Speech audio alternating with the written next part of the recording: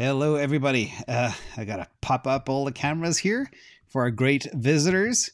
We have CTO Larson for our great visitors and Ivan on tech. Thank you all for joining.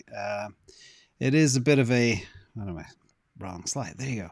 It is a bit of a somber day. And before we jump in, don't forget to subscribe to Ivan and CTO as well. And it's pretty clear that the events of this weekend have been pretty ugly, and we sympathize with everybody that's involved, whether on the ground or not. War is always ugly. But let's just jump in. We have a lot of stuff to talk about. Before I do, how are you guys doing? You had a okay weekend considering everything that's going on? I know you've been on top of this as well, Ivan, with your video a few days ago. Yeah. I mean, a lot has happened, and there are some interesting discussions to be had around this topic and the potential effects on the market, on Bitcoin, and so on and so forth. I mean, overall, I've had a good weekend, but it's been a shocking start of the Saturday. And basically, I've just been following the whole situation very closely. Okay, and good to be back here on Mondays. Yes, like thank always. you both for coming. And CTO? Oh, absolutely. In the new office? Yeah, definitely. And I thought to start by saying that, I mean, in all our communities, we have people from all around the world. And I have friends that are Catholic and Protestant and Muslim and Hindus and Buddhists and so on. And I lived in 10 different countries with all kinds of different religions. And my conclusion is that there are great people in all religions. There's also this concept of idiots that also seems to be universal. There are idiots in all religions. And I feel that crypto can really bring people together because for the first time ever, we are all on the same playing field. It doesn't matter if someone sits in this country or that country or belong to this religion or that religion. The blockchain works the same. No one has any privileges over anyone else. And for the first time, everyone is actually meeting at the common playing field. And I feel that that actually goes through what I see in our communities. No one cares where someone is even from. Many times we don't even know. We don't know which country or part of the world or which religion people belong to. We collaborate, we work together. And I think that that's a great thing that, to kind of take note of at a time like this. That's an excellent point. In fact, that'll touch on some of the stuff we're going to talk about later too. But before we do, I want to get your take on kind of the ugly stuff that happened over the weekend. And I do want to talk about, sympathy for everybody impacted by all of this. But I'd like the audience to as well hear about, what do you think is the significance of this conflict out there in the market? Also, Iran's involvement. Obviously, there's somebody behind the curtain pulling strings and what that means for the global geopolitical environment. And of course, superpowers and alliances. We've seen a lot of stuff happening with the war against US dollar hegemony, the oil wars, etc. This is all very closely related, much more than people may think. Then economic consequences for markets, US domestic implications, money printing, QE, etc. that normally happens during these types of situations. The US, I believe, has no choice but to protect and defend, which causes more strife with the superpowers and alliances. And then market reaction and asset reaction, which is why also, I know it's not good to sound capitalistic, but that's why people are here. How do they protect themselves in these situations? So, Ivan, considering your video 2 days ago, I'd like to get your take on those 6 points and where you see all of this going. First. Yeah, listen, this is a big shift in how we see the world. I think with Ukraine and now with what's happening in Israel, it's for the first time in a long time that US has to react, where US has a lot of problems as is with inflation, with the current conflict, a lot of debates, should we give more aid to Ukraine or not? And now it's another thing on the agenda and another big thing that potentially can blow up. In case it is the case that we have Iran and bigger powers involved in this conflict, which I think they are involved, because when you look at the equipment of Hamas, man, it looks modern. It doesn't look like they invented it themselves. When you look at the equipment, the guns, the uniforms, at least from what I saw, I was surprised that it is not this. You made it. They made it themselves in the desert, or at least that's how it looked to me. You know where it came from, don't you? That's what the U.S. left behind in Afghanistan. That's all American equipment. Probably. Yeah. I mean, and that's another example of the weird position that the US is in right now. Left Afghanistan, left all the equipment. Now you have the thing in Israel where Hamas has US equipment, if that's true.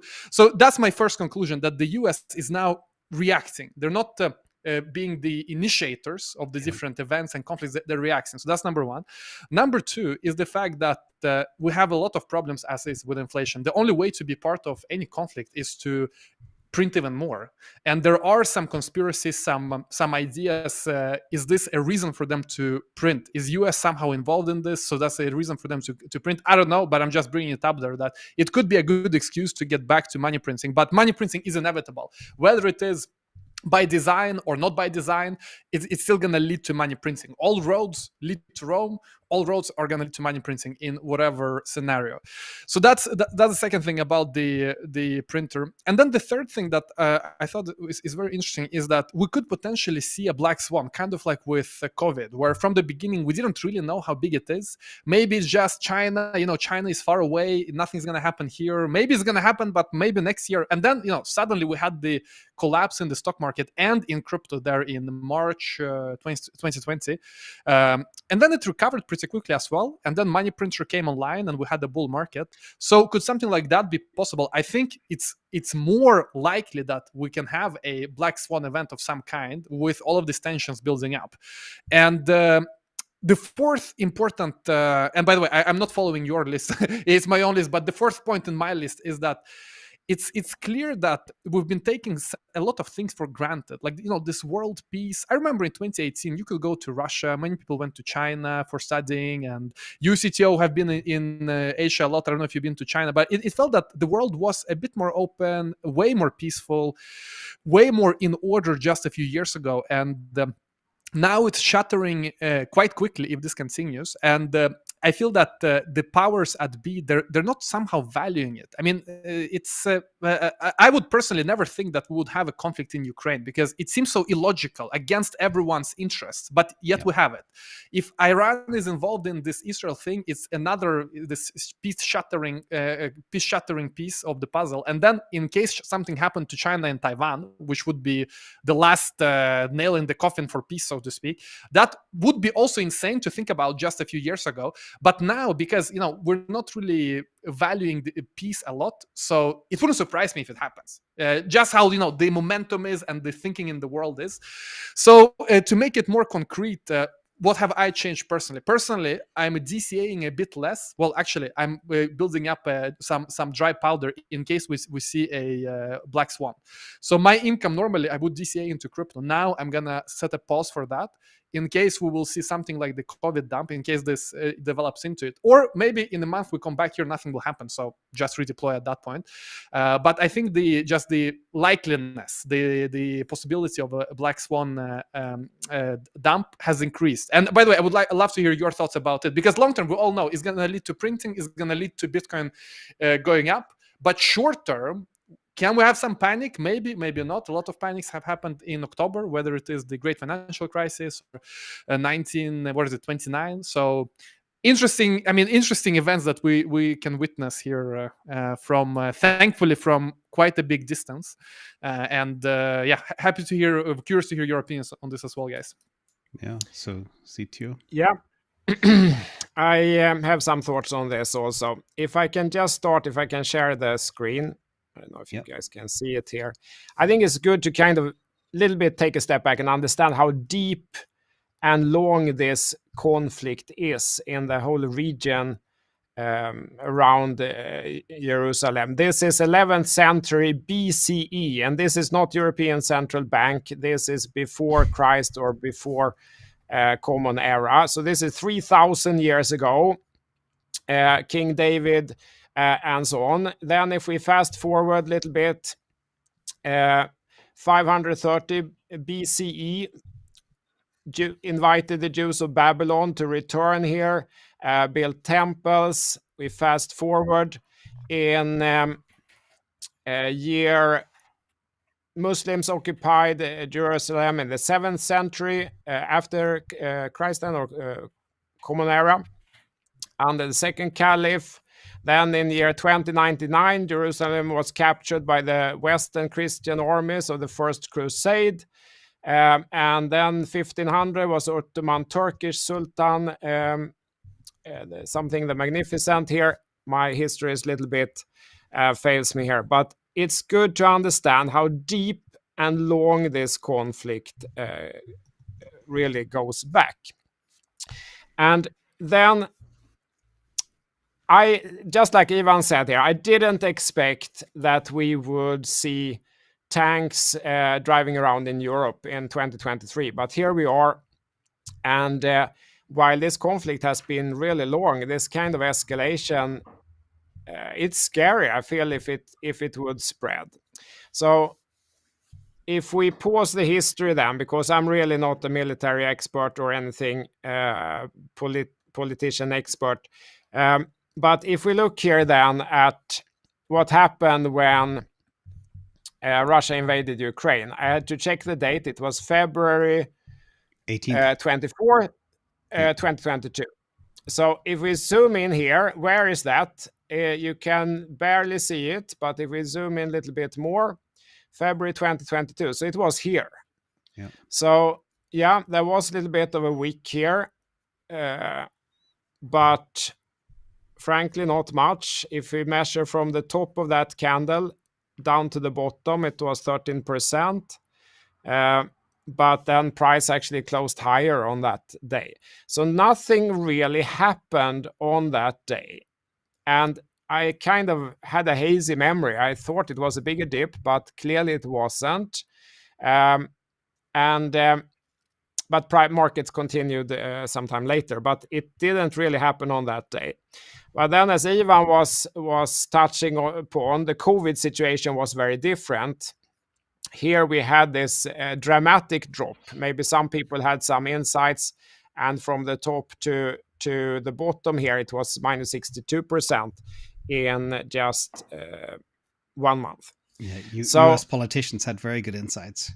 They were ready. They clearly did, right? So that has been established, I think, afterwards. So I just like Ivan did, I reduced risk a little bit yesterday. I don't know what will happen. Perhaps it's a nothing burger, but if there is a major dip, I want to be able to take advantage of it in case there is a big dip in the markets, increased geopolitical risk or whatever. And if we drop to 20K or even 16K or something, I want to be there and I want to buy. So I want to make sure I have possibility for that. But maybe it doesn't happen. So I'm still in the market, but I have maneuver room to buy should we drop lower. Will it happen? I have no idea. Well, it's funny. I was expecting September to be ugly because historically it is. So I moved to cash in August, preparing for Rectember, which didn't really happen. But I've been nibbling along the way some interesting things. And when you look at the perspective of where we are in the chart, actually, like the Bitcoin price is exactly where it was on Friday morning. So, you could argue that nothing has really happened so far. And the other thing as well that you touched on, we're seeing, during times like this, historically, commodities do well. We're talking things like gold, oil, hard metals, things that fall on your feet and they hurt. But I think the narrative is now becoming, okay, there are commodity-like aspects to Bitcoin. And that's one of the reasons why it's holding up better than some of the other assets out there right now today. But again, you look at the stock market, GBTC is up big despite Bitcoin being down. Meta is up. A lot of other names, it has not been catastrophic because I think at the end of the day, this is probably what the market thinks. And I always say, follow the money. If we look at this particular chart here, I'll blow into it. Loose liquidity, I believe, is coming. These are the global central bank policies. Net negative for global liquidity. Net negative, yes, but it's about to turn around because Bank of Japan is already loose. People's Bank of China is already loose. European Central Bank is going to flip to being loose real soon. Bank of England You could argue they are getting loose too, but there is a lot of covert looseness happening behind the scenes that we don't quite see. There's the BTFP program in the United States. There's a huge amount of spending, funding other wars around the world. We don't need to talk about that. Then there's student loan forgiveness. There is so much liquidity being pumped into the system. You can see that in the last 2 trillion of additional liquidity secretly jumping in. But then the Federal Reserve pretend they are tight when 2 trillion in 16 weeks more, actually.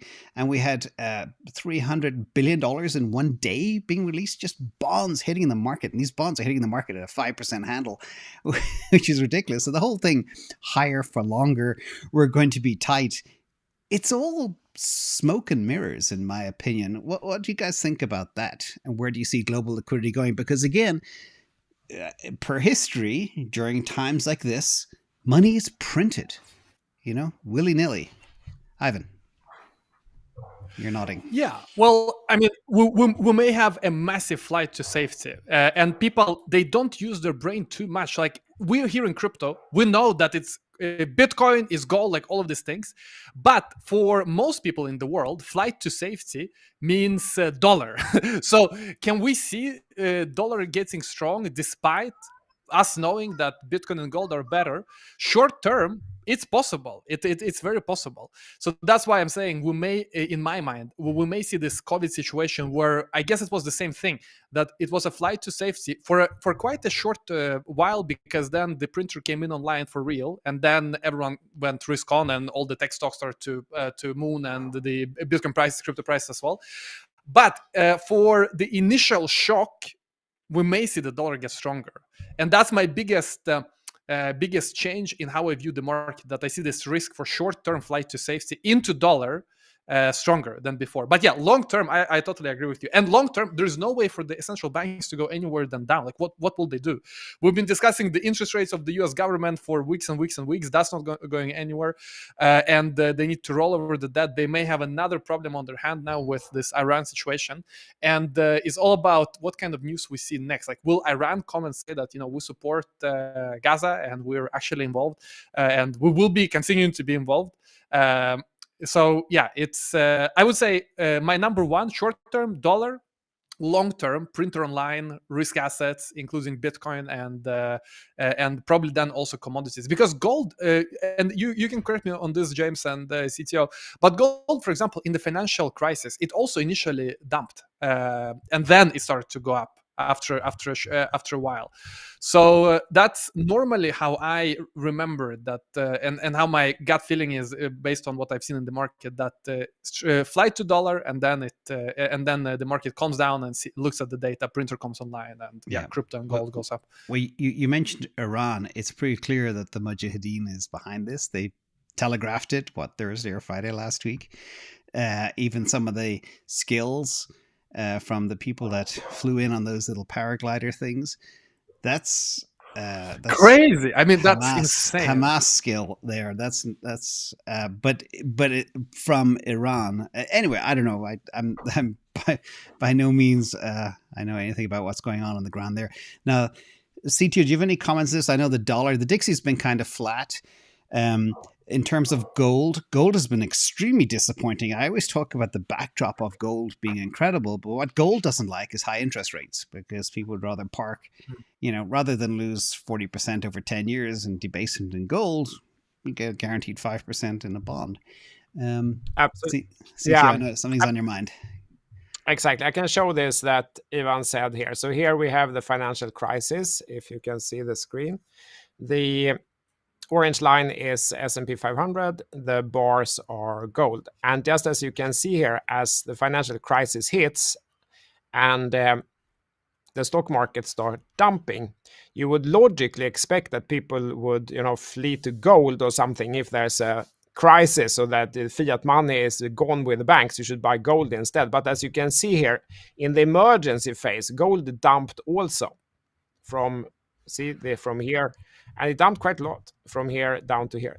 But then if we zoom out, in the second phase, it recovered, and it made quite an advance after that. If we now look at gold exactly like today, if I switch to the daily charts, you can see that there has been a recovery in gold. But if we look at the overall picture, like if there is a real market dump, like we had in the financial crisis, the logic is this, that say that you're a pension fund or a large investor, and suddenly you're getting a liquidation message. You open your inbox, you come to work, drink your coffee, and that says you're getting liquidated now because your positions in Amazon stock is crashing. Okay, then you have to go and sell something else. Maybe you sell some other stocks, you sell some bonds, you sell some gold to rebalance your portfolio or to pay for the liquidation, basically. So that's why in the emergency phase, everything goes down. Doesn't matter. The logic doesn't matter. All the assets go down at the same time because you need to sell something else if you lose money on something. So that's usually the logic. And that could happen here also, definitely. So, which is kind of a little bit counterintuitive. Okay, let's switch gears and talk about a little bit of crypto for a second. This came out over the weekend, and to many, including myself, when you see a headline like this update could change Bitcoin development forever, that is extremely alarming. There's a thing called Libbitcoinkernel. I hope I said that right. And it's designed, I think it's an enhancement to the Bitcoin protocol that will help developers to experiment with changes in Bitcoin. We know a miner called Marathon made an experiment and it called a block to fail a week ago. And that alarmed me a little bit. But untangling Bitcoin's core code is always scary for me. You have something that's kind of perfect in its simplicity, but they're trying to slice out a piece and make it better. They want more developers to be able to write more futures. We've seen what happened with the ordinals. A lot of the Bitcoin maxis hate that stuff when it comes onto the Bitcoin protocol. It also makes it, I think, possible for Bitcoin to have multiple Bitcoin clients. Maybe it can make it more decentralized, but it could also introduce more risk and it could lead to a hard fork. So from a technological perspective, I'd love to hear from both of you, but I'm going to start with CTO first. Have you dug into this, and does it alarm you, CTO? I read the article. I looked a little on GitHub. I think it's a good idea. It's a huge project. So I'm sure Ivan can comment more on it later. But the problem is that it's kind of a little bit everything is spaghetti code. So if you want to add some new great feature, you have some idea that can make Bitcoin better. It's very scary because you go in there and you change something and then boom, you've created a hard fork because you accidentally changed something that was linked to something else in the critical security protocol. So the idea, which isn't really new, I think this has been tried before, is to separate out the kernel. Like if you know, like Linux kernel or something, you have like the central code in one piece that you don't touch unless you know what you're doing, which is basically it's like 5 people in the world maybe. And then you have everything else where you can experiment more and try more things, and it's not so dangerous. You're not going to break it. So the idea is to break out this critical code, put it in one library that you don't touch unless you know what you're doing, and then you can maybe become faster at creating new features in Bitcoin, which I think is great because I think it's needed. I don't really subscribe to the idea that we made the code perfect once and we will never need to change it. I don't think it's true, and I don't think it's working. It's not going to scale. So I very much welcome this. Then I understand it's difficult, and how difficult it is, I'm not really sure. Maybe Ivan can comment more on that. Yeah, I have it over to you. But before we do, there's things that I think Bitcoin does need. It needs enhanced kind of layer 2 scalability to really convert into a payments mechanism over time. But Ivan, over to you for your technological perspective. Yes, I'm sharing a window here. Yep. Can you see this? Yep, the inflation bug.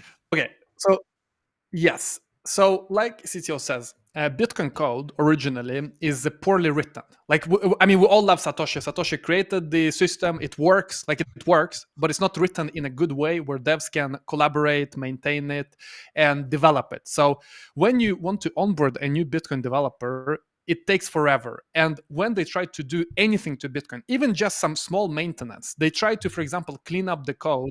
They try to make the code a bit easier to work with. They mess up. So we've had several inflation bugs in Bitcoin. And you can read for yourself. If you just Google Bitcoin inflation bug, you're gonna see several of them. It's not one time we've had it. We've had several of them, and normally they've been fixed by miners updating, and normally the developers haven't even been too vocal about it before they fixed it and like everyone updated. But this has happened not once, several times. And like CTO said, in order for us to be able to do anything to Bitcoin, not necessarily just add new things, which I know what you're worried about, James. I mean, in general, just to be able to work, any dev to be able to work on Bitcoin, you need good code. Then if you decide to change something, develop it further, that's another question. But the first question is, can anyone build on Bitcoin, like do anything to the code, or is everyone super scared and as soon as we change something we don't know if we're gonna blow up something else or not? So it's all about getting developers on board, being able to maintain and to develop new features if that decision is made, but that's a separate decision. And so with this library, just like CTO said, we're taking all of the consensus out of the client and putting it in a library, which means that you can have different clients building on top. Maybe you want to build another client with like better UI or better something else, not necessarily changing what Bitcoin is, but just creating a new client with like shinier buttons or whatever. Maybe you want to run Bitcoin on a server and run a node easier as a infra provider. For example, we at Moralis, we're gonna see how this runs. So maybe we can run it on the server, so we can just have a nice light library to run consensus and validate blocks. So it's all about clarity of code and taking out the core concept so that you can then change other things without messing up the core, which is that Bitcoin is Bitcoin, 21 million coins, this and that. And then you can experiment with other things, whether it's buttons, client, whatever. Potentially layer 2s, Lightning Network, and for that reason, you need to separate it. And up until right now, like we normally say, oh, Bitcoin is so great code, it has best cryptographers. Actually, it's not great code. Like it's great science, is great solution, great engineering, but actual code is messy like hell. You change something, you will mess up. You're gonna introduce inflation bug without even knowing it. So that's the gist of it. Now, the title. I mean, the title is the title. It's a bit clickbait. I mean, it is what it is. Everyone wants views and clicks. And can it change Bitcoin development forever? Yes. For the better. So just like CTO, I'm bullish on this thing. So I do you think they will succeed, Ivan? How difficult is it? Is it even possible? Yeah, always, let's say you are a developer, let's say you're a project manager for a code base and you inherit some messed up code base. Like it works, but it's so messed up, you don't even know where to start. So normally what you would do is to write tests. So you say, okay, this component of the code base, this is the expected behavior. And then you write tests for it, basically code that tests the functionality. And then you can start replacing it step by step. And each step you do, you run the tests again just to ensure that you didn't mess anything up. And that's the like standard way of refactoring a big system where you don't even know how it works and where to start. It's all about first, number one, writing the tests. Number two, start to replace it. It's a long process. If you read this article, James, if you scroll down, like this is not a new project. They started, I saw in 2022 already. Yeah. So it's not an easy thing to replace a core component, but it's definitely possible. And I think they'll succeed because it's impossible to dev. If you don't change this, you're gonna introduce more bugs by continuing on the existing code base. So can we get Bitcoin with super nice test coverage? Everything is tested. All the tests are automated. All core components are in separate libraries. So in case we need to change something, we can run automatic tests. All of the features are separated in good libraries. I mean, I think it's fantastic overall. Yeah, it's funny because I always try and understand the reasons for things bubbling up and being kind of a sense of urgency around why all of a sudden. And there's been a lot of talk about big money and BlackRock and miners experimenting and fear of hard fork and Bitcoin going ESG friendly, which means moving to proof of stake. There's so much FUD out there, BlackRock owning big chunks of all the miners that could do a 51% attack, take over.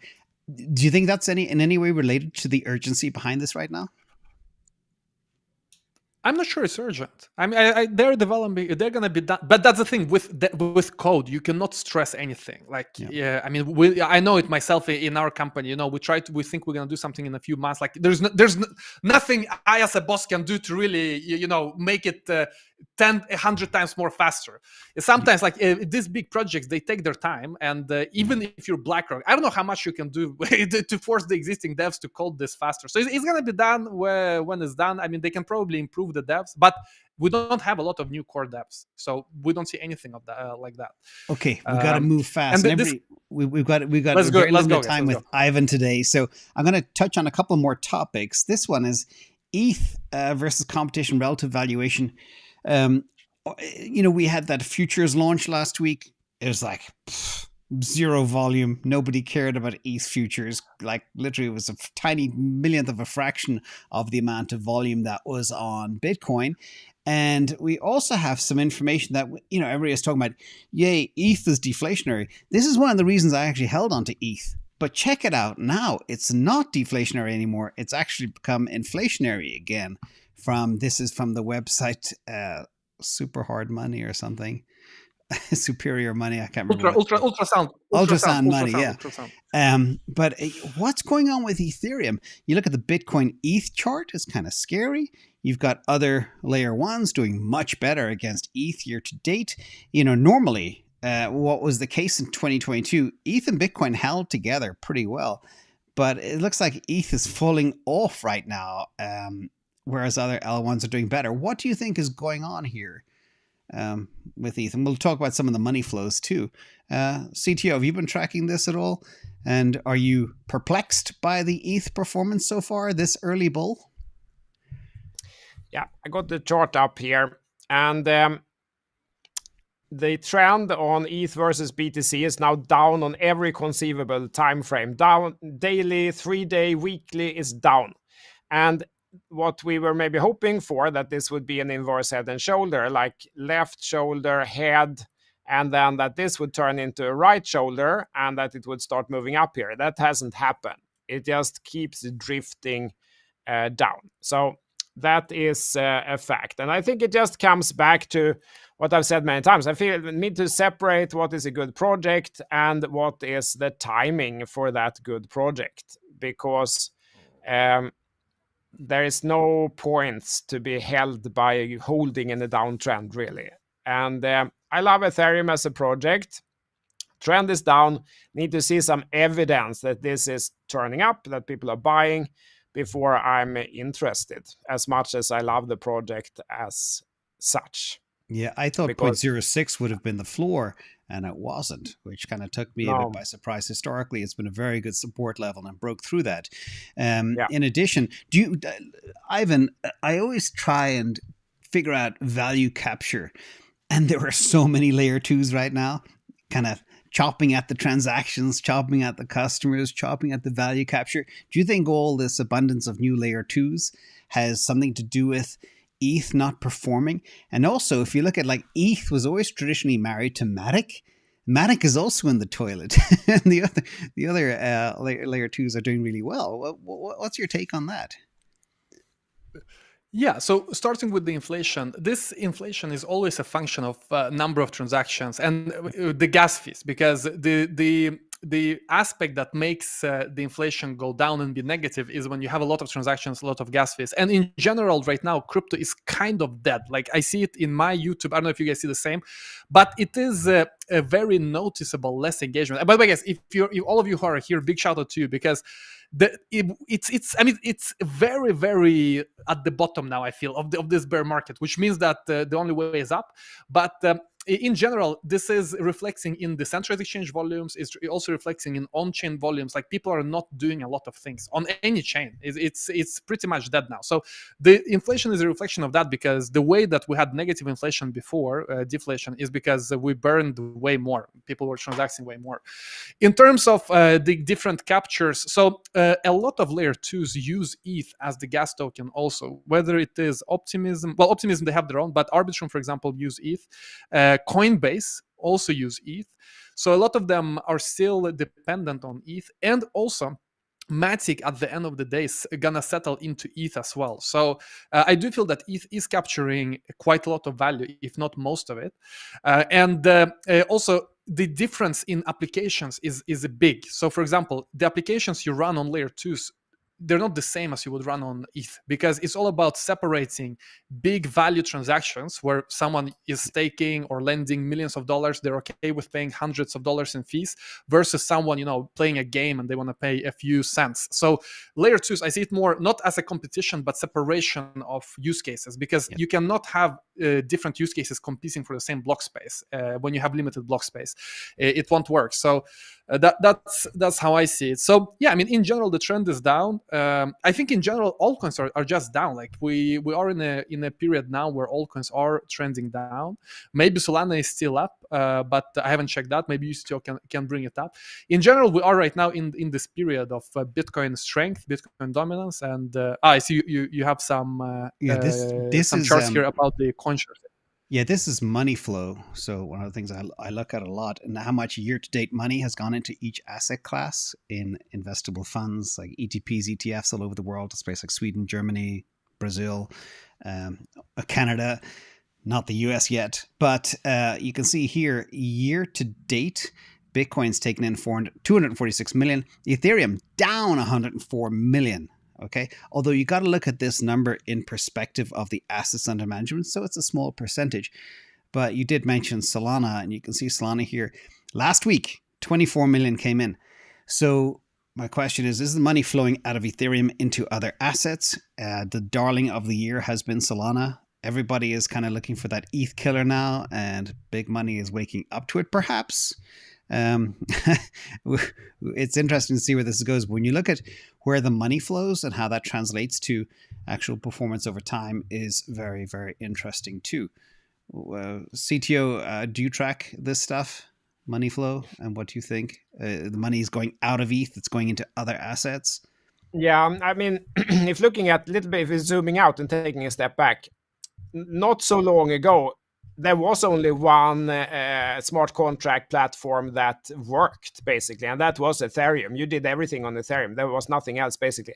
And then came BSC, Binance Smart Chain, that came as one big challenger. They came then with a proposition that, okay, maybe we're not as decentralized, but it's permissionless, and you can do stuff, and it's cheaper. A lot of people were attracted to that. So then PancakeSwap and so on, they kind of copied the different ecosystem elements of Ethereum and became like a real challenger. And then Solana came, and now there's 10 layer 2s and so on. So of course the competition has heated up. There used to be only one, and now there's 10 good alternatives where you can do swaps on DeFi or whatever you want to do on your smart contract, and they all work. They're all fine. So, of course, there is more competition. That is going to hurt the one that had monopoly almost before. But I do think that generally it's the market. If this starts going up, I think all of them is going to go up again, because the valuation today is mostly just speculation. I mean, if you only buy the say ETH or the SOL you need to do the transaction, if this only is a utility, so no one speculates here, we only use it for utility. So we wake up in the morning, we have to do a swap on Uniswap. Okay, how do we do it? We need some gas. We go and buy the ETH and we do the swap, but we don't buy anything else. Actually, we don't need that much ETH. We don't need that much SOL. We don't need that much of anything, basically. So this is mostly still just speculation. So I think that if the market takes off, they're all going to go up. Ethereum is going to go up. Solana is going to go up. And whatever other reasonable alternatives we have. Tron will probably go up. Cardano will also go up, even if no one uses it, because it will go up on speculation in that case. If we look at SOL to USD chart, it is a little bit interesting because we are in this range. You see here the range that we are in, and that is basically from a bottom of, I think it's 14, up to about 26. And now we're still in that range. But recently there has been some interesting developments. I think I mentioned it before. We had an inverse head and shoulder that actually played out. It met the target. Trend is a little bit up again here, but for this one to really make to start trending again. It needs to get out of this range. You see here, it's just bouncing around here in this range. It needs to break out of that to be able to start trending again. So that's really what I monitor. And if it breaks out on the upside, maybe retest and continues with a trend up. I'm very interested in Solana. I think it's a great project, as I've said many times. And but I want to see trending behavior in the price. Need to break out of the range. By the way, I've got to compliment you on your pen writing skills on TradingView. Very smooth. I can't do that. All right, let's talk about one thing before we open up to some questions. Ivan has to leave 5 minutes early today because he's got a very important meeting. This chart here, let me blow it up so you guys can all see. And I'm fascinated by how, crypto and Bitcoin for many is really a flight to safety, especially during times of crisis. Now, this is a great chart from a group called Econometrics. And it looks at countries with hyperinflation and how their purchasing power, like if you have hyperinflation rates of 35%, your purchasing power halves every year and a half, every 18 months. Okay, and that's very stark. We're already seeing that happen in places like the US. I look at apples, I look at blueberries, I look at the increase in price. It's kind of shocking over the last 3 years. But cryptocurrencies do provide stability against hyperinflation. They ensure financial inclusion, they draw global investments, etc. And I'm always fascinated by how there is a correlation between crypto adoption and inflation, and also political insecurity. Like if you look at places with central bank digital currencies, Nigeria was a classic case in point. On a per capita basis, Bitcoin became the most popular asset in the world because of their ENI or whatever it's called, their CBDC. So what do you guys think about this? And do you still believe crypto is helping those people in countries, Argentina, Venezuela, Afghanistan, Lebanon, where they've had a horrible experience with TradFi, with their local currency and everything else? Ivan, you're nodding, so I'm going to go to you first, sir.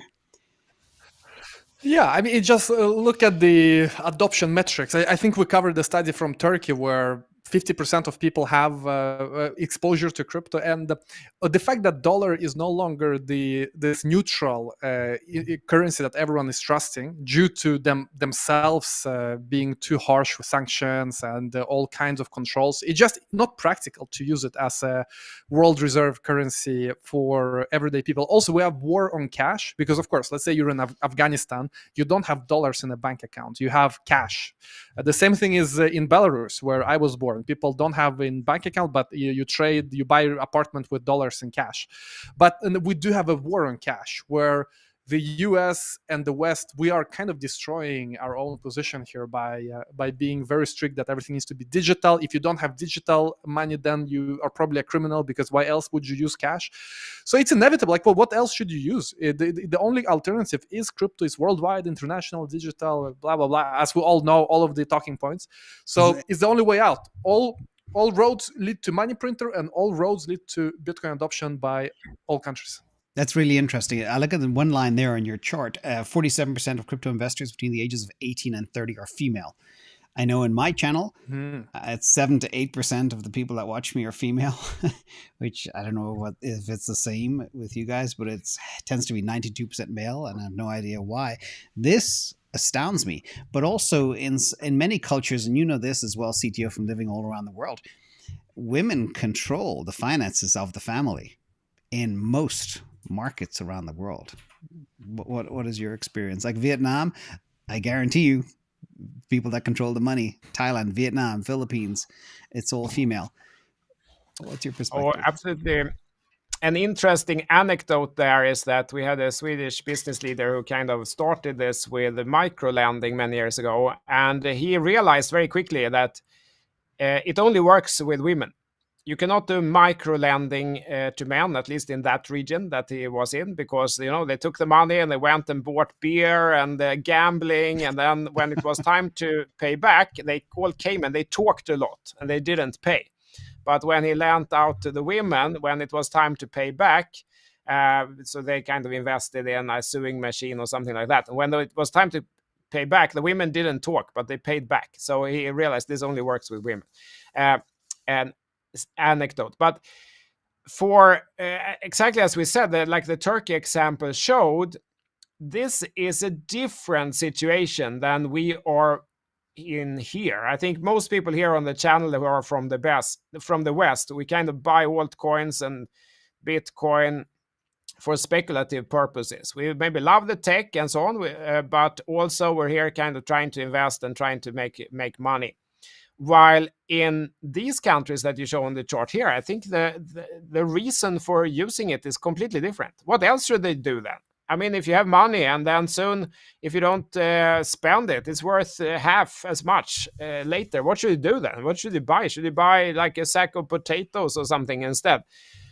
So what do you do? And here's a solution to that problem. You buy Bitcoin or a stable coin or something, and it stays largely the same. And it's very practical and easy, and it's a functional currency. So, of course, they're going to use that. And that's both men and women, everyone. And as I think this report showed, it was of all ages, all genders. And many of them had started using it within the last 12 months. So, and a lot by word of mouth. Like someone else, you tell your friend that, you could do this instead of losing money by having it on your bank account. So, yeah, it's a different case, and perhaps these countries then who are like economically challenged in their economy today, perhaps as a result they will leapfrog many countries in the West because they get into this newer and kind of better technology and start learning about it, maybe start researching, taking some positions, and perhaps they will then do better than the comfort. There's a danger in comfort, right? In many countries of the West, we're very comfortable. We don't like risk. We don't like change. We think that everything was better yesterday and it's pretty good today, so we don't want to venture into anything risky.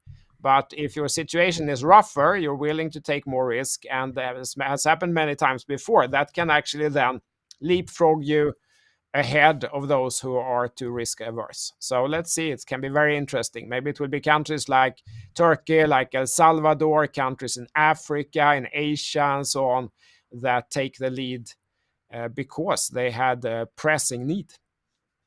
Good. Okay, in the interest of time, because we got 6 minutes left with Ivan and maybe 10 minutes for CTO and I, there's a couple of questions here. I'm going to start with this one from Leo Young, and it's one Chinese character set I can actually read. There are rumors say that Binance is going to collapse. Can you comment on this? Do you believe Binance is at risk of collapse? It's been forced to shut down places like the US and Russia and all these other places, but I think it's still a money machine. It's still very heavily used around the world. Have you guys looked at that? Any takers for Binance? Is there a risk for people that use it today? I mean, if anything taught us of the history is that it's very difficult to see this from the outside, where like FTX, Celsius, BlockFi, Voyager, what was the Canadian called Quadriga? We had Mt. Gox 10 years ago and so on. It's very difficult to see from the outside what is going on. My gut feeling, I mean, I still use Binance, but I think also we have to realize that we wouldn't really know. If there really was a problem somewhere, it's very difficult to see it from the outside. This is where we really need, I don't know, subpoenas and all the things that they didn't do from the different commissions when we actually needed them. And but I haven't seen anything coming out that would indicate there is a problem. Ivan, any takes on Binance? Yeah. I mean, there's always a risk, and especially now I listen to the podcasts and the news covering the FTX trial. You get reminded how credible the guy was. That even the block, the block, the newspaper, magazine. Larry from the block was, yeah. I mean, they were all tweeting, yeah, there is zero chance. I think there is zero chance that they will collapse. Zero chance of bankruptcy. I mean, I almost forgot that, and now when I hear the podcast, I relive it again. And the fact that he had all of the politicians, the Stanford, the education, Stanford, the mom and dad worked at Stanford. Kevin O'Leary was saying that this is the best, the safest. And then comparing to Binance today, like FTX at its peak, most credible impression, and then Binance today, like my subjective view is that FTX at its peak of credibility publicly felt more credible than Binance due to is being in the US and Kevin O'Leary, the whole FCX arena, all of was Tom Brady, like what's his name, the sports person. So from that perspective, it's always a risk. Better to have self custody. I mean, who the hell knows what's going to happen? But if you are correct, or let's say you believe in Binance that they're okay, and they're not okay, you lose everything. If you are a bit careful and they are okay, you don't lose anything. So the risk, I mean, what are we discussing? Some people are, no, they will never die. They will, like, what kind of risk reward are you trying to pitch me here? This abstract person who is arguing with me that Binance is good. Like, what do you want, the risk reward or no? Yeah. Anyway, we don't know, but better to have self-custody than the deal on Binance. Binance I just use, as a middle station. I need to move something somewhere. It's middle station, that's it. Yeah, I mean, there's two specific things that, because the truth is we don't know. That's the truth. We have no idea. We wouldn't know if something was missing. We would never find out sitting here from the outside trying to look in. But there's two things that you can do, as Ivan pointed out. You can do self-custody. You can learn to use a DEX, for example. That doesn't mean that there's risk-free, because you can do some mistake and suddenly you lost the money, or there could be code bugs or something. So that's not risk-free either, but you don't have the exposure that you have with a centralized exchange. So that's one thing that you can do. The other thing is that you don't need to leave the money on the exchange. If you have to use a centralized exchange for whatever reason, which I can't figure out, but if you have to do it, and you don't need to leave the money there. It's also worth pointing out that does not eliminate the risk either, because there are these clawbacks rules, which is very unpredictable. So even if you're taking it out, there's a chance that someone could come and take them back later, even if you've taken them out, if they go bankrupt. But there are at least two mitigating things you can do to reduce the risk. But I think there is no way to be risk-free in crypto. This is not the pension fund, guys. If you're here to think that this is a risk-free saving account, it is not. So the risk is high. That means the reward has to be high.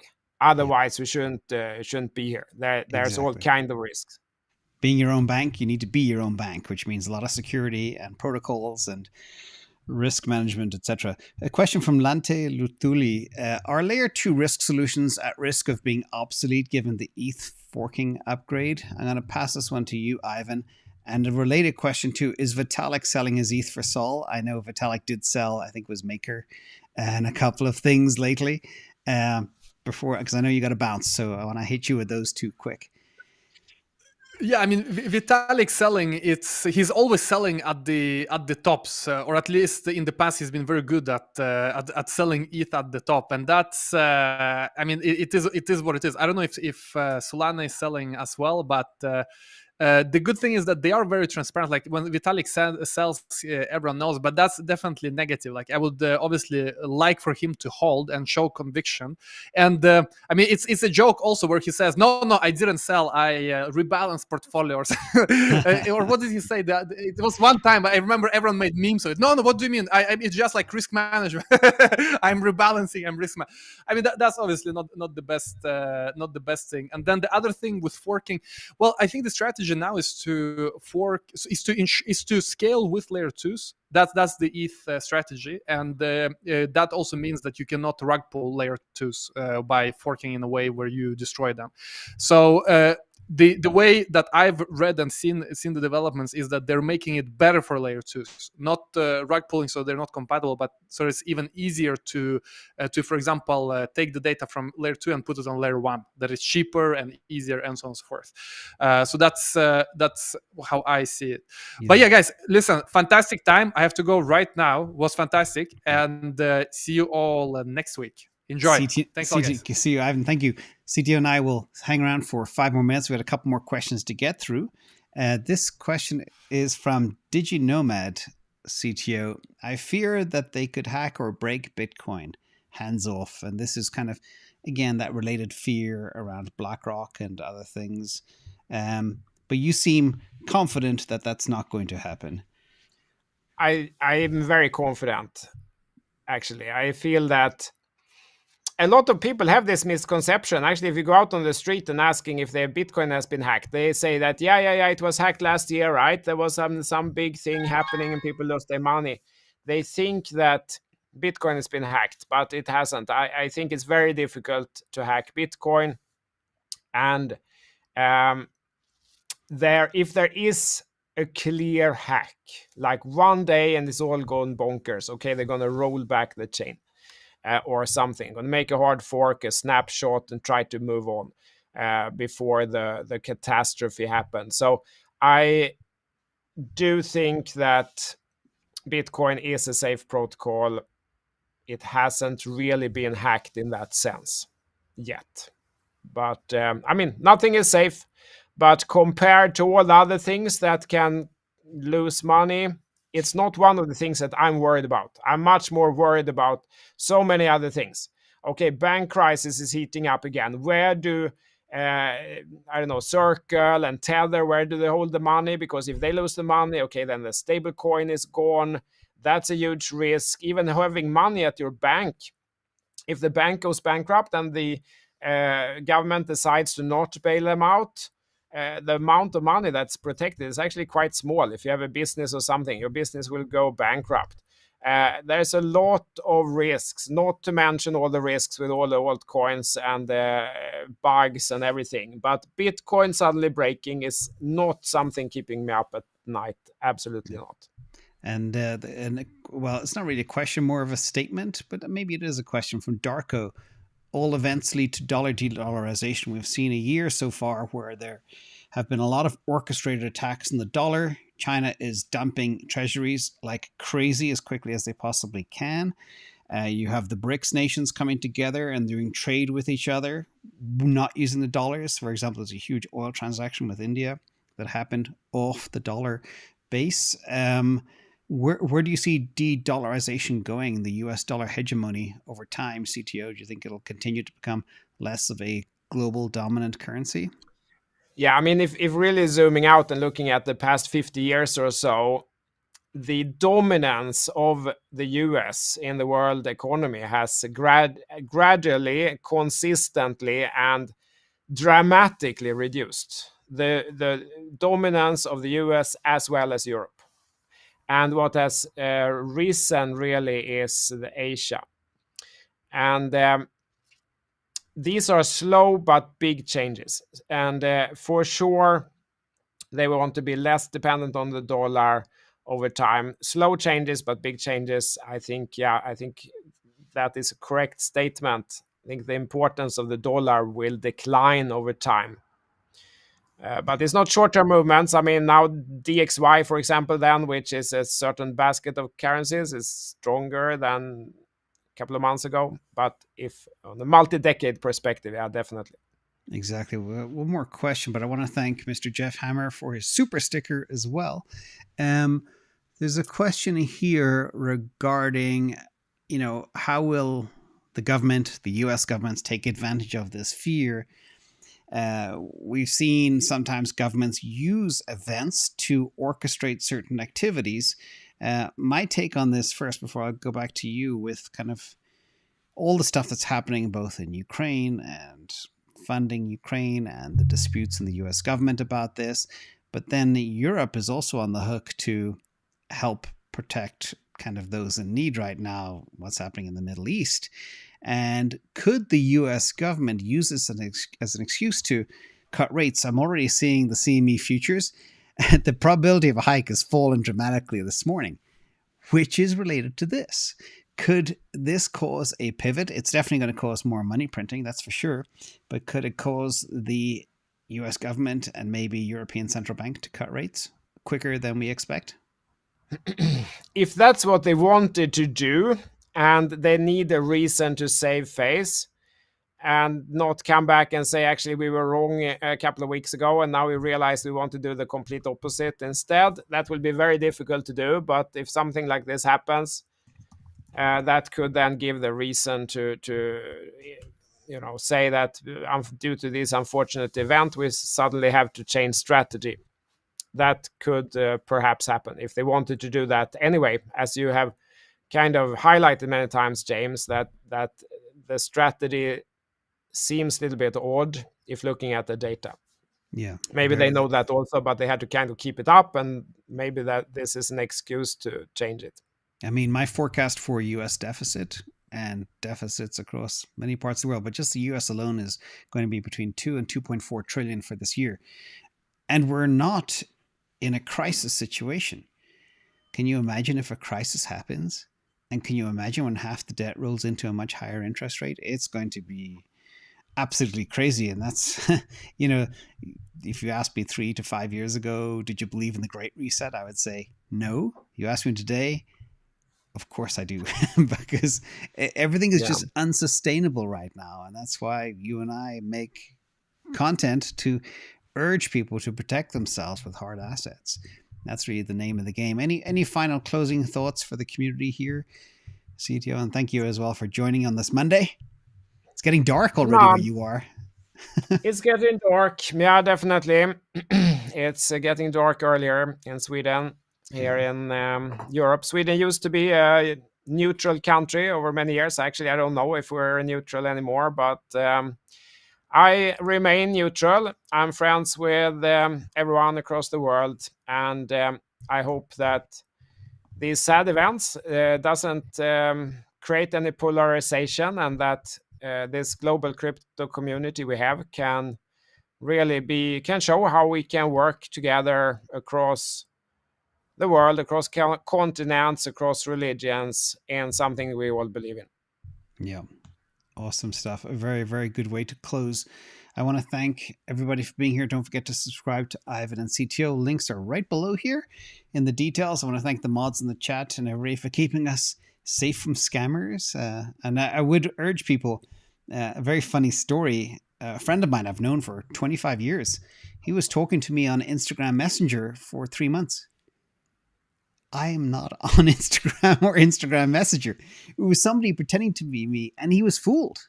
It was until they started talking about his wallet and his crypto holdings. It's like, huh? They said, I only own MicroStrategy. I don't hold any crypto. And then it was just kind of weird. And he said, was that you? And I said, no. So everybody be careful of scammers. They've become a lot more sophisticated. And you used to be able to detect them because the grammar was terrible.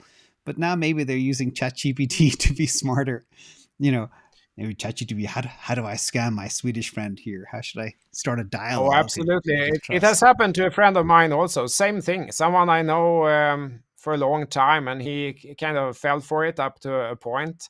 They've gotten so good. You know, they research your history, whatever, and they really try to come up with common touch points and so on and so forth. So stay out there, guys. Make sure that you're talking to the right person, and if it's someone suggesting some great investment that is not known to the market, and you're supposed to send money here and there and so on, it's it's a scam. Don't do it. And CTO and I will never reach out. We don't have time. So with that, everybody, beware of the scammers. Thank you all for coming. Have a great week. We will be monitoring the markets, and again, things are not as catastrophic as people believe, but that's typically what happens. And there should be a move towards hard assets as we go forward. Thank you so much, CTO. Have a great week. And I'll see you all next week on, I think it's Ivan's channel next week, correct? I think it's Ivan's channel. Yeah. It was mine last week. So should be Ivan's channel next. Awesome, buddy. See you all later. Thank you all for coming. Bye-bye. Bye-bye.